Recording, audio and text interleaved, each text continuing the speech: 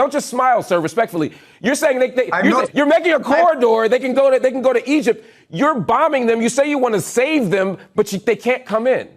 Netanyahu told everyone to leave the area. Where were they to go? Okay, very. I mean, this is thought out. It's not something that we tell them go to the beaches, go drown yourselves. God forbid. Not at all.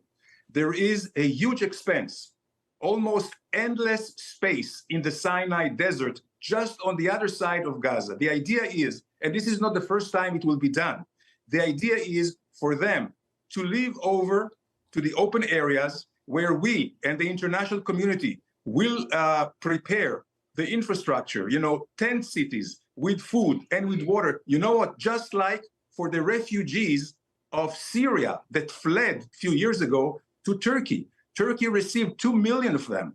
This is the idea. Again, I say there is a way to receive them all on the other side for temporary time on Sinai. Because what did Hamas turn out on the other Gaza? side? Are we talking about Rafah? Are you saying the other side that go to Egypt? Yes, absolutely. Absolutely. And Egypt will have to play ball because this is human life is at stake. He said that the humanitarian situation, quote, will only deteriorate exponentially and that crucial life-saving supplies, including fuel, food, and water, must be allowed into Gaza. So the UN is saying you must do this. You are saying you're not going to do this.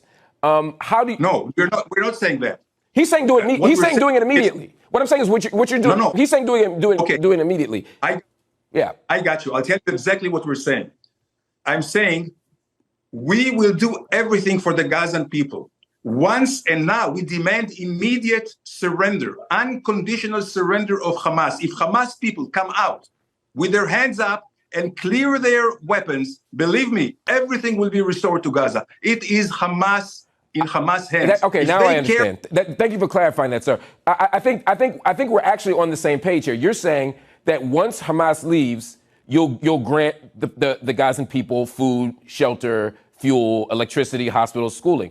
And if they don't, and if Hamas doesn't leave, then they'll continue to starve and die in hospitals. You are defining for the international community right now collective punishment. You're saying until Hamas acts differently, the 2 million people in Gaza are going to be treated this way. And once Hamas acts differently, these 2 million people in Gaza will be treated better. That is exactly what collective punishment is. You're holding them accountable for the actions of others. That is the definition, the textbook definition of collective punishment, sir. Now, you may accept that that's what you want to do, but this is absolutely a contravention of international law. Well, I'll tell you exactly. No, had we pushed them into the wall, we're not pushing them to the wall. We want to open a humanitarian corridor so they can leave.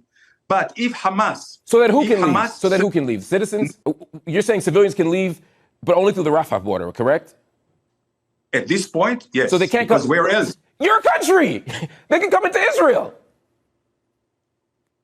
I'm telling you one more thing I want to say. I want you to address that point. Don't just smile, sir. Respectfully, you're saying you're making a corridor. They can go to Egypt. You're bombing them. You say you want to save them, but they can't come in.